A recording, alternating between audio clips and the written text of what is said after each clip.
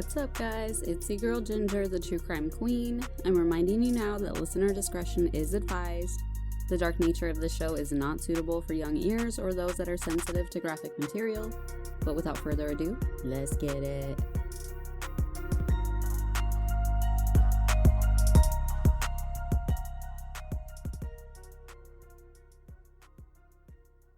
Welcome back, you guys. In today's story, some fucking asshole is lighting fires almost nonstop for 6 months straight in the Seattle area during the fall of 1992, and for seemingly no reason at all, just to be a dick.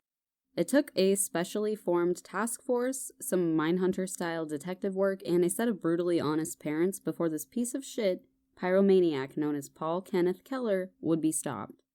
It's definitely not a case I have seen listed anywhere else as far as podcasts go, so I'm excited to hopefully tell everyone a new story today. There's just going to be one quick trigger warning near the end for a sexual assault claim, but I'll give you another heads up when we get there too. Paul Kenneth Keller was born on January 6th of 1966 in Linwood, Washington, just north of Seattle, to George and Martha Keller, who were and still are very devout members of the Lutheran Church. For his parents, problems with Paul started right out the fucking womb, literally. Now, this first incident wouldn't really be his fault or anything, but I read that during his actual birth back in 66, apparently his umbilical cord had somehow become unattached from his little body, causing a great deal of blood loss. That almost resulted in Paul losing his life just minutes after he took his first breath. Now, he was obviously able to recover, and Paul would actually end up being the oldest of two siblings, a middle girl named Ruth and a younger brother named Ben. The problems didn't stop as a baby, though. Paul's mom, Margaret, had said during one of the documentaries made about Paul that even at a very early age, she got the hint that Paul just seemed to be the type of kid that has a knack for seeing others in misery. Margaret remembers watching a 5-year-old Paul deliberately push his baby sister down into the snow, and when his mom was later trying to talk to him about it like you normally do, he just didn't have that innocent childhood empathy that most kids normally show, and she remembers it quite vividly. Being that the family is very involved in the church, as well as their surrounding community of Linwood, while growing up, Paul and his family would often volunteer down at the local retirement homes. They'd play games, they would read, and just spend time with the elderly folks, and then comfort their family members after they had passed on. Which sounds sweet as hell, but you just fucking wait, because that little fact becomes pretty unsettling later down the timeline.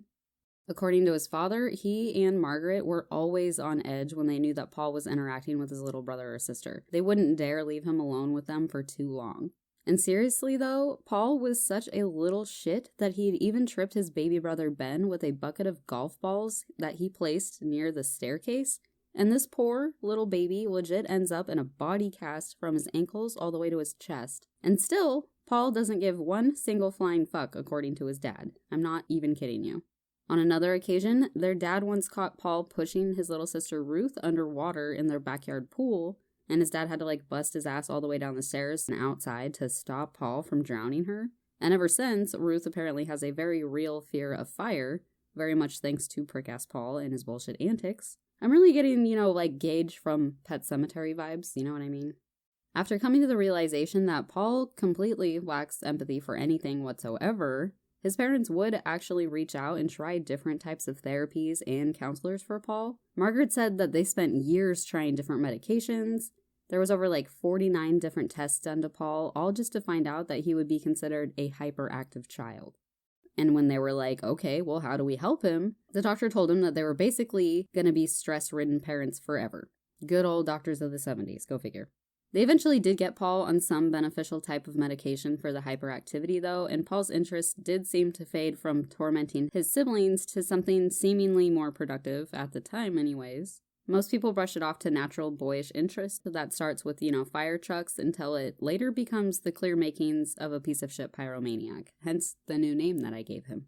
First it was, the sirens that appealed to Paul. Then it was, of course, the big red trucks, but from about age 7, Paul would actually sit in his room and obsessively listen to his police radio scanner for nearby fire calls. When one would come in, he would then hop onto his little bike and ride over to watch the firemen battle the flames. After the fire was extinguished, Paul spent more time talking to the firefighters, and he learned lots about what it takes to fight fires for a living. Pretty quick though, Paul's interest in fighting fires would turn a lot less cute when he was caught starting a fire in the vacant home next to their own. When he was busted, his parents actually made Paul sit there and get lectured by the firefighters that came to put out the blaze. And I would think that's, appropriate too. I mean, you would think that a kid who is obsessed with firefighters might listen to them a little bit, but Paul's interest in the fire department in general would continue, and further down the road, Paul had been given a really nice camera from his dad.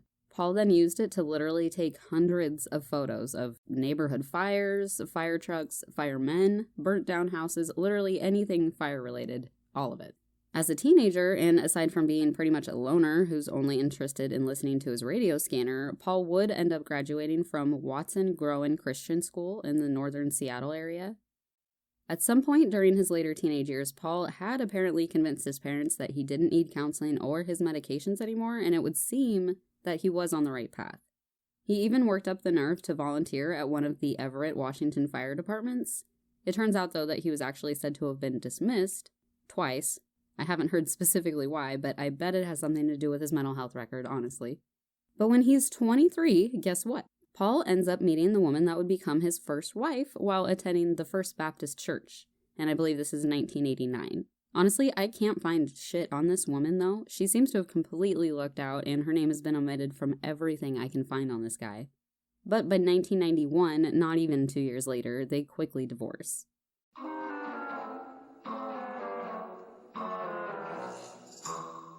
I think Paul actually ended up switching churches, and his father sort of indicated that the marriage failed with Paul's obsession in the fire department being a pretty big factor in the divorce.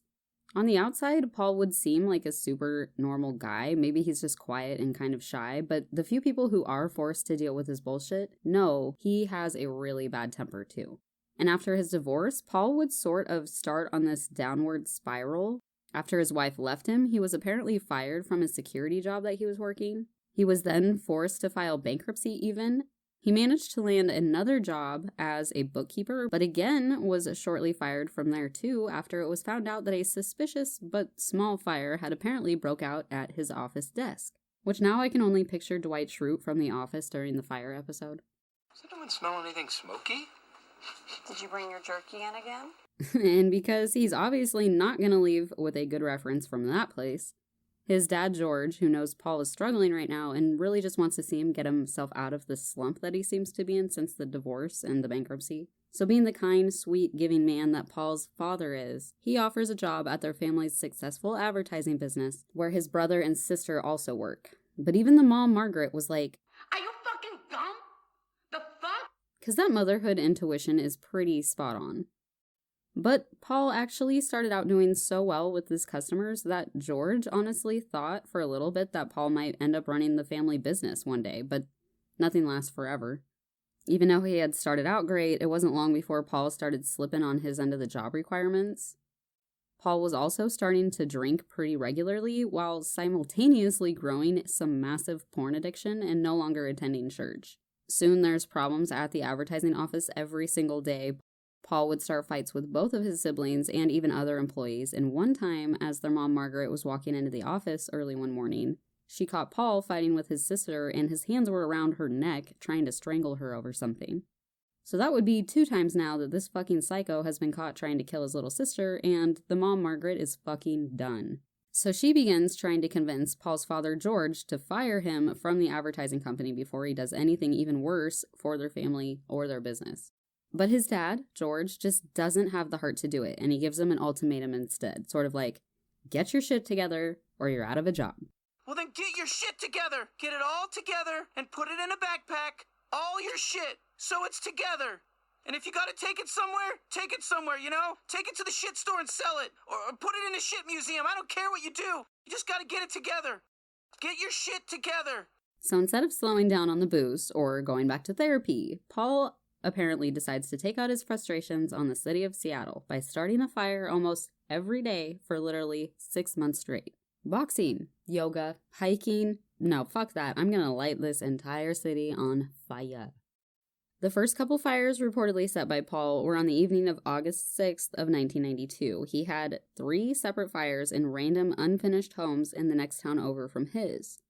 Paul also made sure to call his father just after starting them. In this creepy way, he mentions to his dad George just how beautiful the sunset is and that his dad should go outside and take a look. Probably to see the smoke off in the distance because he's fucking weird like that. And just 3 days later, on August 9th, there would be 3 different church fires all on the same night. So it would kind of seem clear that someone is purposely setting these fires, maybe even targeting religious groups specifically. But regardless, one of the 3 churches actually decides that despite their enormous loss, they would continue to operate and hold their Sunday services right there in the parking lot next to their freshly burnt down church. Obviously, though, an investigation is going to be starting, because who the fuck is burning down all these churches and why? Specially trained dogs were brought into the church ruins looking for any accelerants or clues that might have been left behind by the person or the persons responsible, but investigators and canines are unable to identify any evidence of accelerants in any of the recently reported fires. There was also no vandalism or burglary connections of any type to the buildings, which sort of told the pros that they were looking for someone who just is seemingly interested in stirring shit up and wreaking havoc. And the fires wouldn't stop coming, though. They would literally be a fire call almost every single night, sometimes multiple fires in one night, leaving the fire department resources spread pretty thin. At first, the calls would be to older, abandoned, vacant buildings and warehouses, and then slowly through the weeks of fire after fire, they would also start including people's actual homes, both vacated and occupado. There was even a shopping mall that incurred over $8 million in damages as well, and I heard on one of the shows that I watched that there was even a total of 12 fires reported in just one single night, which would be scary, honestly. I mean, someone is going around starting fires on top of any fires that might, naturally start, or anyone else who's fucking around too. I mean, that's a lot to deal with. At times, there would literally be people who were forced to jump from their homes when those inside the burning homes couldn't wait any longer for fire engines to lower them down. Families were losing their homes left and right, and some people who lived in the area felt scared enough to start some neighborhood night watch patrols that guarded the homes and local businesses from any further damages. And the biggest problem at first is that all these different fires are occurring in Tacoma one day, Seattle the next, and then over in Shoreline, and then back over in Everett. It just everywhere, and they aren't all being recognized as possibly done by the same person yet. But they would almost seem endless here when I'm listing them on paper. And to the fire departments, it would just seem like the person starting these fires would know exactly the right places to set them so that he would leave people in their most vulnerable state. And because now there's rumors of an arsonist or a possible team of them working within the community, Paul's family would never consider that it was their own son setting these seemingly constant fires. And so far, and against all odds, there were no reported fatalities related to any of the fires yet. And that was until September 22nd of 1992, when a major fire broke out at the Seattle Four Freedoms retirement home, which was reportedly housing over 400 residents at the time. It seems as though Paul had just pulled off the screen to an open window and held a lighter to one of the ground floor residents' beds. By the time the retirement center had been extinguished, there would be 3 deaths attributed to this fire. 93-year-old Bertha Nelson died of smoke inhalation from the fire. 77-year-old Mary Doris also died from smoke inhalation. And 72-year-old Adeline Stockness reportedly died of a heart attack while trying to escape the flames. Interestingly, though, this tragedy, the fire officials attributed the cause of the fire to a resident's displaced cigarette, and it wasn't listed originally for the string of recent fires and the suspected arson cases. So it wasn't investigated any further, and Paul had basically just gotten away with murder at that point. And he's most definitely getting off on the fact that he hasn't been caught yet for these fires. So by the end of fall 1992, county officials fully believe they have a serial arsonist on their hands with over 50 fires that have already caused literally millions of dollars in property damage. Investigators are really at a loss because they haven't yet dealt with someone who was seemingly able to fly under the radar for so long without getting caught or leaving behind any type of evidence or direct motive. So, Snohomish and King County, the 2 counties most affected by the recent string of fires, had combined to make an arson task force composed of members from both of their fire, police, and ATF departments, dubbing it the Snow King Task Force to take this fucker down.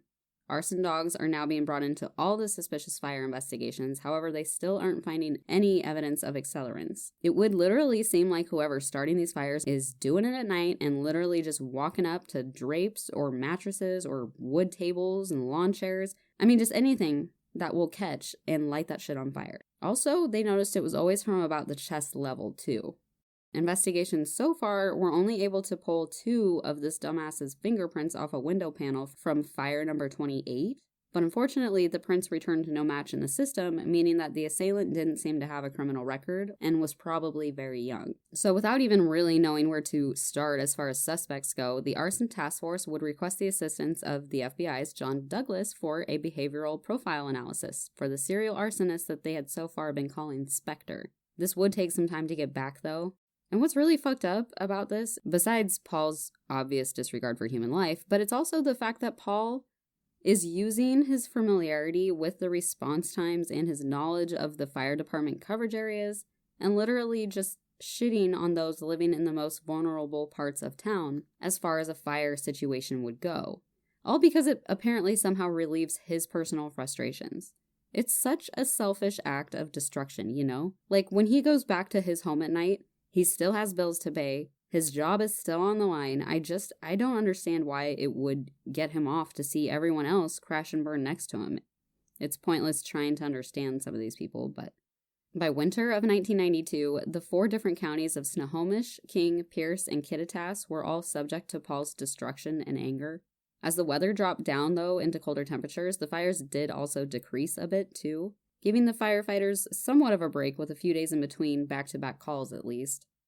Clear into the new year of 1993, there would be more fires set to business warehouses. One of them in the Everett area would actually turn up some boot prints that were found in the snow. This was one of the first major pieces of evidence towards their suspect at this point. Investigators would find that the boot pattern on these were from a very specific brand of shoe that was actually only sold in 2 different nearby stores, one of them being the Elderwood Mall not far from a lot of the scene of the fires. At fire number 42, detectives also found what appeared to be some urine there in the snow, so investigators carefully gathered it up for any possible DNA testing, but they found that the snow had diluted it way too much to be usable for testing. And by 6 months into the arson investigation and well over $30 million in property damage, there was finally someone who came forward with a tip on January 23rd of 1993. Their first real lead came from a woman named Bonnie who had called police to say that a couple weeks back, some fumbling idiot had bumped into her while walking down on the street near the scene of one of the fires. He seemed drunk at the time, but well-dressed and clean, and had sort of mumbled something about the nearby fire to her. She then watched him stumble into a blue sedan or a dark-colored car with a temporary license plate tag and an advertising card in the window. By the time she got around to calling police, it had been a couple weeks and she only vaguely remembered what the guy looked like and could only remember that the license plate had started with the letters K4M. But with this report, task members are looking into reports of blue cars in the area and realizing that there's about 500,000 of them that start with K4M, they would have to take a different route. So they instead start calling around to the locally owned advertising businesses, asking about their employee car models and their advertising window cards. A task force member had actually called Paul's dad George up on the phone too, because he happened to be one of the owners of this popular local advertising business, and was asked about the window cards that they used, but because the witness description didn't match his company car, Paul was using his own car, the connection wasn't made yet. And it's risky to do, but because it's all they really had so far, police actually decide to go back and see if Bonnie can remember anything else about that night that could help with the investigation. Using forensic hypnosis, which we also saw in the Spokane, Washington Fred Kevin Coe case, but normally in the court of law, witnesses who are hypnotized usually can't testify later down the road.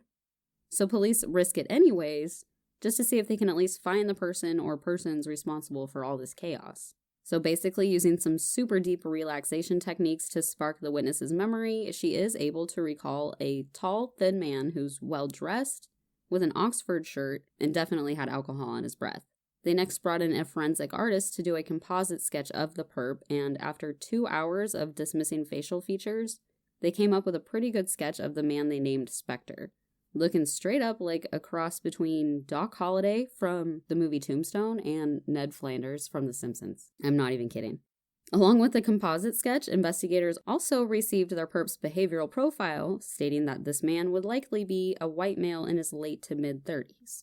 True. He would be an internalizer, is lashing out at society, and this man would be too cowardly to cause confrontation directly. Sounds like it. He would likely have a long history of interacting with fires, possible animal abuse, or cruelty to other children, maybe bedwetting, or what's called the homicidal triad. Definitely check. I don't know about the bedwetting, though. He's a police or fire department buff who has applied as a volunteer and was likely dismissed. Motherfucking check. He's an emotional loner whose relationships don't work out and his friendships don't last long. Another check. He would compensate for his low self-esteem with nice clothes and a fancy car, putting on the front that he has his shit together. Check. Lastly, he probably likes fetish porn, including bondage or other forms that surround the idea of control. Well, it was 1993, and I'm guessing his choices were pretty slim. But who knows, I think I could still probably put a check mark, having read that he acquired quite the porn addiction in general. And this is really where shit begins to pop off for Paul, because on January 27th of 1993, the Snow King Task Force had officially released 3 different sketches of possible suspects for the state's biggest serial arson case in history. They used 2 control sketches and the 1 true composite sketch to guard against false leads, and they also released a vague profile description drafted by the behavioral unit at the FBI. There was a pretty big press conference held to inform all the surrounding communities, and the sketches and information would also be available on the next day's front page news. So literally, the day after the press conference is held, Paul's father George is sitting down to drink his morning coffee and reading the newspaper when he sees the huge article aligned with the 3 sketches, one looking an awful lot like his son Paul. Then he goes and reads the behavioral profile. Can't dismiss a single thing that's been stated. Ooh, getting nervous now. Then George goes into the office and he double checks some of the company credit cards, finding that yes, his own son has also been buying gas in some of the same areas that the fires were being reported. And his dad just knew that this asshole had been the one setting the fires all around town. And he was crushed, but he actually goes down and brings a picture of Paul into the police station. I mean, you know it's bad when you're such a piece of shit that your own dad is willing to turn you into the task force. He admitted he wasn't able to eliminate a single characteristic given in the profile. George then explained to police that his son did have an obsession with fire and had been suffering in his personal life at home before the recent string of fires started the summer before. So the Snow King Arson Task Force then immediately puts Paul under 24-hour surveillance for 10 days straight, hoping to catch him in the act of lighting anything on fire. During that time, investigators are able to confirm on recent business cell phone records of Paul's and found that one of the lines was near the site of multiple fires on multiple dates. On February 3rd, Keller was seen wearing the specific hiking boot that was matched to the footprints found in the snow during November's span of fires. And Paul's parents, George and Margaret, know that the walls are closing in around Paul. They don't want him to leave. They knew they had to keep him around, so they opted to have one big family dinner.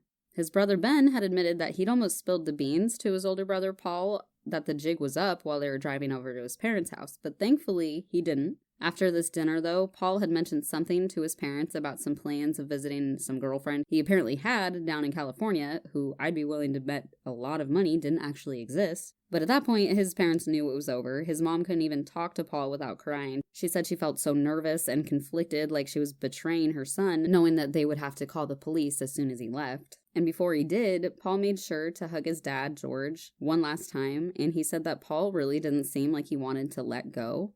Almost like he knew he was going to be arrested soon. But with the information that he might be going to California, police finally make their move on February 6th of 1993 and arrest Paul outside his apartment in Everett, Washington. First thing in the morning after that dinner. It was literally like 6:19 in the morning and the cops are outside banging on his door. Hi. Hi, Detective Isaacs from the Everett Police Department. Yes. Hi. Keller? Yes. Is your name Paul K. Keller? Yes, it is. Born January 6, 1966? Yes, it is. Mr. Keller, you're under arrest. We have a warrant for your arrest. Excuse me. He was charged with all the fires in Mount Lake Terrace and Everett and held on a $1 million bail at the Snohomish County Jail. Neighbors even told police that Paul seemed like a cop or a private investigator himself because he was always wearing a badge on his hip and was constantly running in and out of the apartment while on his cell phone. And in some fucking Mindhunters type of twist, Task force agents thought a guy like Paul would react better to being treated as quite the big deal, so they brought him into the police station with a big old police convoy with every car using all its sirens on the way there.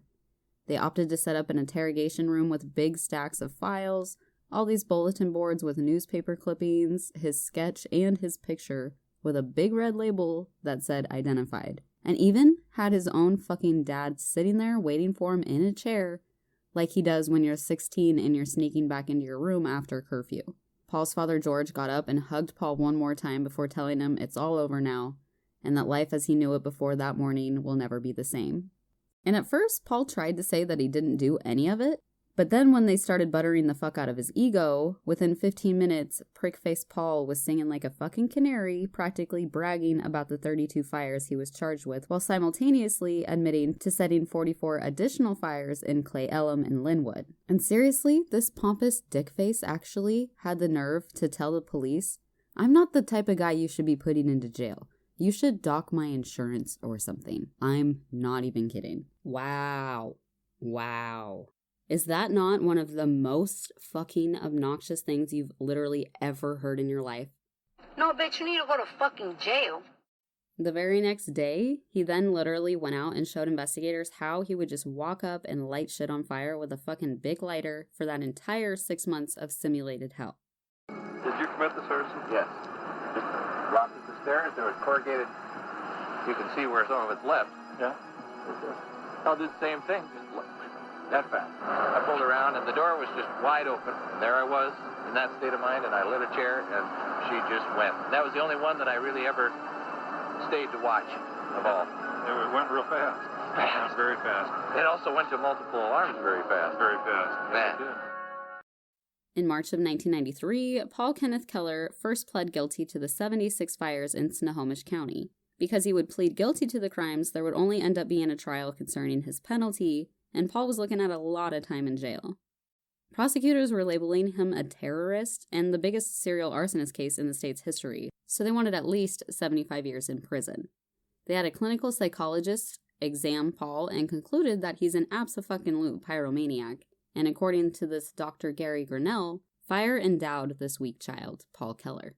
His defense attorney, Royce Ferguson, tried to claim that Paul suffers from mental illness that was furthered by his prevalent drug and alcohol use.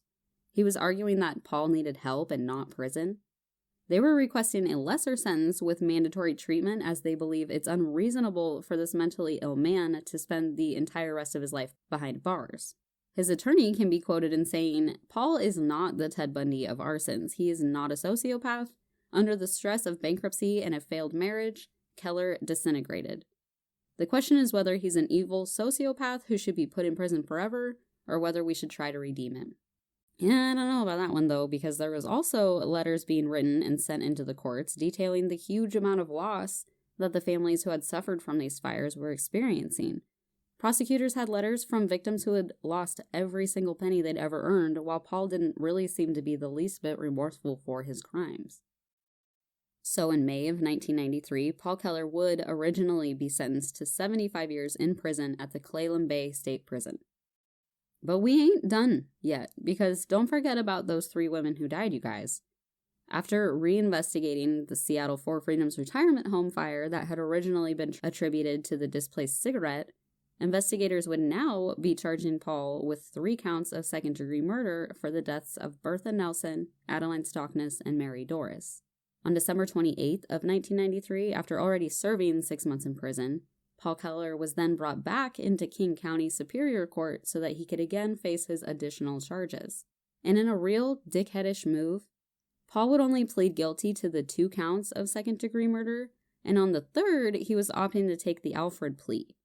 He specifically entered the 2 guilty pleas for the 2 women who had died of smoke inhalation, and the Alfred plea on the one who had suffered a heart attack and died. He was basically saying that he wasn't responsible for that woman's heart attack or her death, but that he wouldn't try to push it in trial, so he's just going to plea, but he's maintaining his innocence. It would now be up to the courts to again decide what his new penalty should be, because he's already serving 75 years as it is, and he's only 27 years old. Colleen Woodworth, the great-great-grandniece of 93-year-old victim Bertha Nelson, had detailed to the courts how she had to tell Bertha's 97-year-old sister that she had died in a fire, which was the hardest thing that she'd ever had to do. Which, can you freaking imagine? Another family member of a victim, Verna Kellogg, the daughter of 7-year-old Adeline Stockness, said that she had previously read in the newspapers how Paul said that he hoped God would forgive him. And she was like, I don't even know what God he's talking to. Which, fucking for real though, come on. His defense lawyers were again requesting that the courts just stay with the penalty of the original 75 years since he's going to remain in there for the rest of his life anyway with that. But with Paul's plea of guilt, hearing from the state prosecutors and including some of the family of those who had perished in the fires, as well as some of the Seattle retirement home officials, all of them hoping the judge would give Paul the maximum penalty possible for his extremely reckless string of fires, which he also agreed. On March 11th of 1994, Paul Kenneth Keller was officially handed the sentence of 107 years in prison, one for every fire in which he was convicted.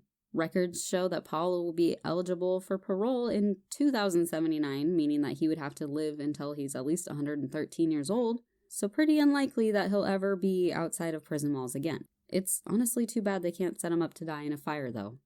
Paul's family released a statement apologizing to the entire community for his actions, saying, in this horrible time of sorrow and suffering, we wish to express our deepest compassion to every person, every family, every business, and every church harmed by our son and our brother, Paul Kenneth Keller. Pain and loss also came to our home, and our prayers are with you. Now, Paul's dad, George, actually was awarded a $25,000 reward that had been set up by the Snow King Arson Task Force, but George actually turned right around and gave it back to the Trinity Lutheran Church that had been burned down. He was hoping that the money could be used to help the families in need that lost their homes during the string of fires, and he was genuinely apologetic for the actions of his child. I mean, his family was clearly crushed that a member of their own had hurt so many people within their community. For your pain and your loss, we shall never forget to pray for your healing, restoration, and peace. May God in his help, in his grace, help all of us. The Washington Insurance Council also then awarded Keller and a few other people a total of $46,000 that they had raised for those helping to catch the dickhead who was literally causing the millions of dollars in damages with all the fires. Now here's your trigger warning for sexual abuse claims real quick, but interestingly, Paul waited until after the two trials to say in an interview with Cairo TV that he had been previously sexually molested by a volunteer firefighter while on a firehouse tour at the age of 12. More specifically, he claims that he was made to perform oral sex at gunpoint, and he said that this happened on 2 other occasions as a minor, and that him and this person had continued to know each other for the next 15 years. He explained to Cairo TV reporters that this information wasn't a story, nobody knows this, I've been holding this inside for so long. And he explained he didn't want to talk about it in court because he didn't want to use it as an excuse for his crimes, which is interesting. Currently, Paul is housed at the Monroe Men's Correctional Complex in Washington State and is now 54 years old. According to his profile on loveaprisoner.com, Paul is currently seeking someone open-minded, frisky, and playful to talk with. Dude specifically said no icebergs need apply, so I probably won't be sending him a letter anytime soon. Idiot. In 1995, CBS actually released a made-for-television movie depicting the crimes of Paul Keller, starring a super young and cute Neil Patrick Harris as POS Paul. I do believe his family backed the making of this movie, as they even host it on their own YouTube channel now. Paul's case is also covered on one of the hundreds of Forensic Files episodes, luckily even one of the ones on Netflix, in Collection 8 called Fireproof. When speaking during an interview for Forensic Files, he almost seems friendly with the casual way he discusses the fires, which bothers me because he's literally oblivious to all the pain he caused. He's such a fucking twat. It's very hard to rationally explain why I did that, because there's no rational reason. I was not angry at Trinity, but I was very empty, and perhaps I thought that others needed to be as empty as I was. But it was not a valid thing to do. In January of 2017, the Investigation Discovery Channel's show Evil Lives Here documented the story from the perspective of Paul's parents. You can find it on Season 2, Episode 1, titled Not My Boy. I found it on demand in the ID app and through my cable provider. This is usually a pretty good show in general, but this episode gives a really good insight to the people that raised Paul. They really do seem like great people and not the typical set of parents in denial about their good little boys who never do anything wrong. The complete opposite of Kevin Coe's parents, or at least his mom for sure. If you don't know who Kevin Coe is, like I said before, definitely check out that episode I have. He's called The South Hill Rapist, and he's also a total piece of shit, but his mom is even worse. But like I said, Paul's parents are actually great. They recognize the terrible things their son has done, and they've done a lot to help repair the community that their son destroyed. His father currently runs George Keller Ministries on YouTube, along with his wife, where they post daily notes about Jesus on their profiles. It's honestly super cute. And I really just love that they aren't all, my boy would never do this, you never got the wrong guy, blah, blah. Like, these parents are a nice breath of fresh air when it comes to others like Chris Watts or Scott Peterson's parents.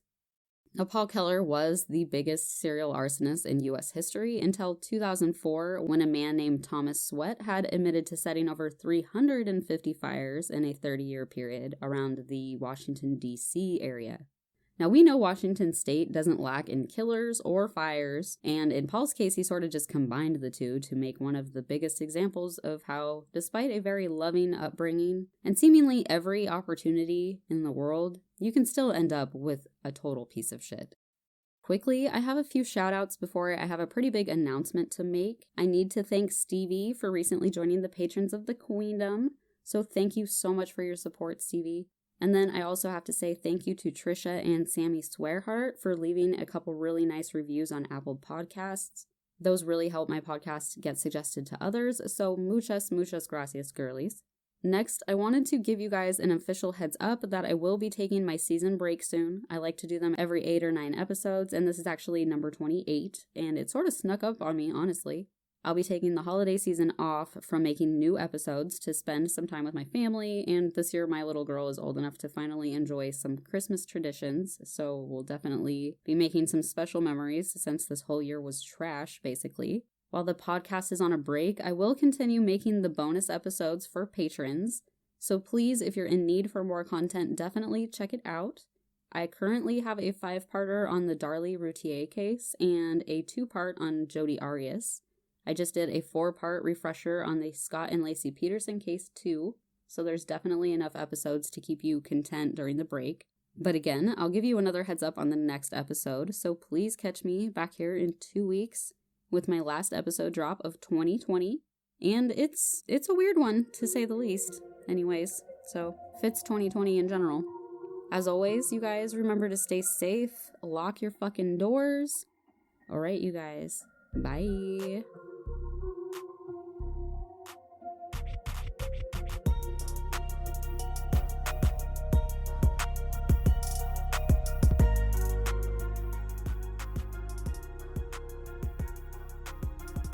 And that was the tea. I hope you enjoyed my rendition of the story, and if so, please tell all your creepy-ass friends about it. You can find the sources I used for the episode in its description. You can find me slinging those memes on Instagram at True Crime Queen. Check them out if you need a laugh after all this dark shit. If you'd like to support the podcast, check out patreon.com/GingerTheTrueCrimeQueen, where you can find even more of the killer content.